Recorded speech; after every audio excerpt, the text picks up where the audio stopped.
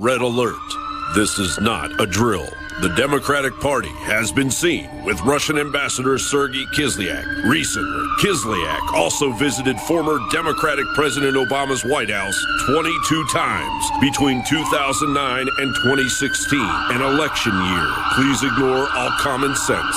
This is not a drill. Perhaps this is the way we should approach the recusal of Attorney General Jeff Sessions. Maybe then, the money trail leading to the Democratic Party behind the mass hysteria, damaging President Donald Trump's cabinet, will perk up their clogged ears and listen. Hang on to your seats, America. We are experiencing the left's pure propagandized turbulence. Attorney General Sessions cannot possibly lead an investigation into Russian interference in our elections or come anywhere near it. With these revelations, he may very well become the subject of it. I think as the day has moved on, Aaron, it is clear that the recusal is not enough. Any connections, contacts between the Trump campaign and the Russians give rise to the supposition that there may have been some involvement. You've been in Congress a little bit, and you're in leadership. Have you ever met with the Russian ambassador? I'm not with this Russian ambassador, no. But is there anything wrong? I mean, is it normal to meet with ambassadors, or what?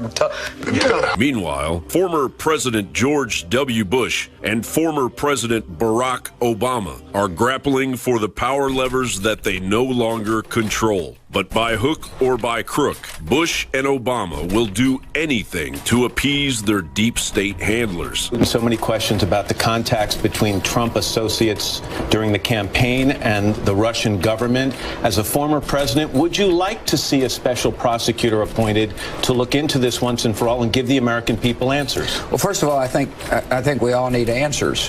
Whether or not the special prosecutor is the right way to go tonight, you're talking to the wrong guy. I mean, this is what we talk about when you talk about draining the swamp, right? I mean, this is pretty murky swamp here. Well, it's real murky swamp, and the sad thing is, it's taxpayer money. Now, look, Martha, I don't care if the donation is to a liberal or conservative group. This violates the Constitution because only Congress can appropriate money. This is outrageous. Former Attorney General Eric Fast and Furious Holder is heralding the second coming of Obama, while Obama's globalist handler, Valerie Jarrett, is moving into Obama's D.C. community organizer command base. Do you have any concerns about that the Obama administration was concerned that this intelligence might be destroyed or ignored? That seems pretty far-fetched. I don't even know who, because I think those were unnamed Obama officials. So, I mean, if those former Obama officials have those concerns, it'd be pretty easy to stand up in front of a press conference like I'm doing now and talk about those concerns with all of you.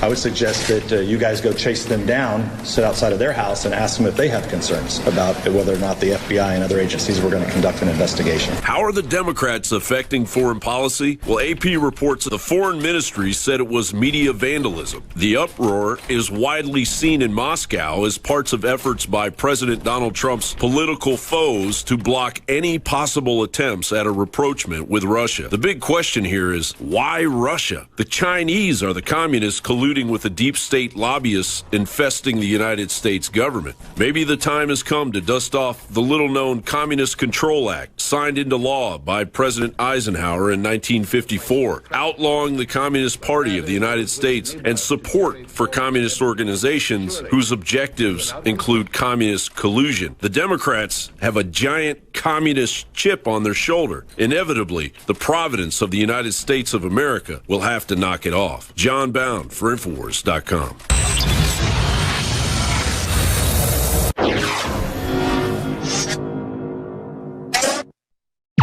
In January, we had audio tapes emerge that showed that John Kerry was talking about the fact that they were going to use ISIS as leverage against Assad. He said, we saw that ISIS was getting stronger, that they were threatening to go to Damascus and so forth. We were watching it get stronger. We knew that Assad was getting threatened, but we thought we could manage this. Well, they did more than manage it. They gave arms to them. Kerry also admitted that they armed them. And, of course, we've had John McCain begging for this, saying, let's arm the moderate rebels. Okay, they're not moderate rebels.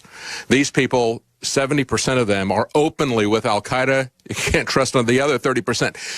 John McCain's objective in Syria is regime change, just like it is here in America. You have to understand, John McCain is the political spokesman for the surveillance state that is putting out leaks and fake information to discredit and to remove from office Donald Trump. That's John Kerry that's doing this. In February, we had John Kerry go yet again to meet with rebels in Syria. And as the headlines reported from ABC News, McCain makes a secret trip to Syria. And then we had in CBS, they say McCain sneaks across the Turkey-Syria border and meets with rebels. We see following that Syria's water supply was cut off by Turkey after he met with Erdogan.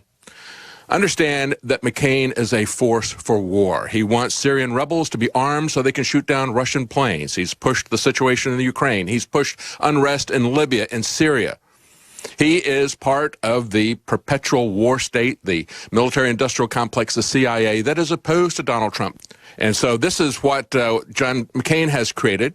This is why they are pushing against Donald Trump. This is the surveillance state side of this. Of course, what Barack Obama is doing, he's very much tied in with the same people, and they're doing it from a political standpoint. All of this information that's coming out, understand that McCain represents the Republican side of it. And throughout this week, we have also seen George W. Bush showing his true colors. We've always known that he was phony opposition. We've always known that he was a rhino. But starting Monday morning, he went on the Today Show, and he started talking about how the travel ban was going to infringe on people's right to worship, and how we had to push back on Trump's attacks on the free press, saying, you know, you got to really guard against people who become arrogant with power. What he did was he took both parts of the First Amendment, he twisted them and he inverted them. You do not have a right of immigration.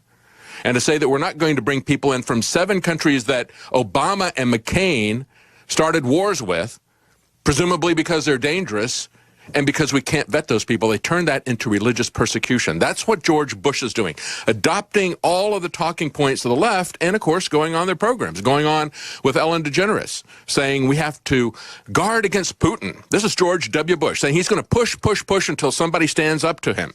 He says that he's not really talking in coded speech when he goes on with Jimmy Kimmel. He says, I'm not really criticizing Donald Trump with coded speech. No. It is very coded, and it's not really being disguised. And then, of course, just as he's done with Bill Clinton, he is now gushing over Michelle Obama. Remember, he called Bill Clinton his brother from another mother.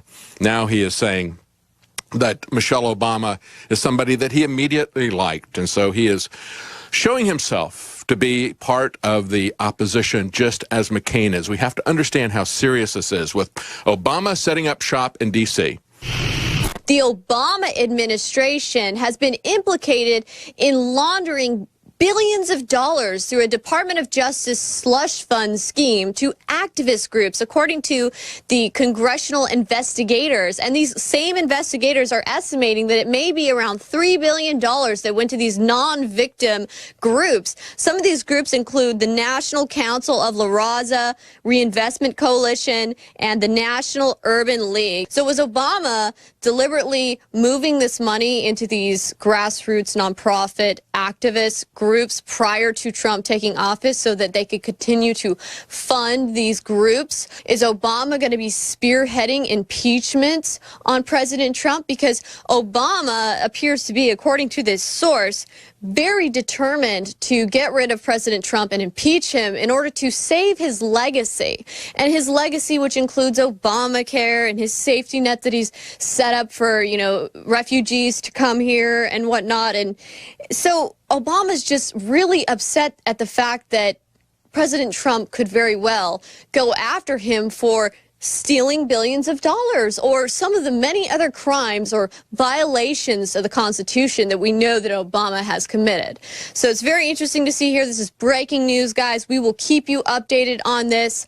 I'm Millie Weaver for the InfoWars Nightly News.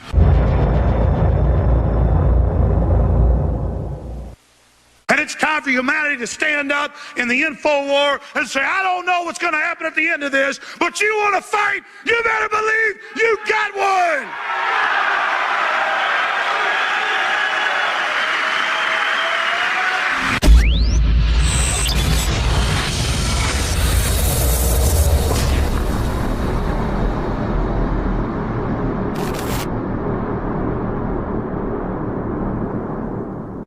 In the past decade, we have witnessed unparalleled scientific discoveries in the area of health. But no one has put together a formula that focuses directly on brain health, nerve growth factors, and optimizing your cellular energy at the same time. DNA Force is one of the most expensive formulas to produce. Some of the ingredients in DNA Force are $12,000 a kilogram. We are using the coveted, patented, only American source of PQQ, CoQ10, and more. You want the best that's out there at the lowest price anywhere? Well, we're bringing you a total win-win. The ultimate value, cutting-edge, trailblazing game changer that also supports the InfoWar. We have produced a limited run of DNA Force, and it will take up to 12 weeks to produce more once we sell out. Secure your DNA Force today at InfoWarsLife.com or call toll-free 888-253-3139.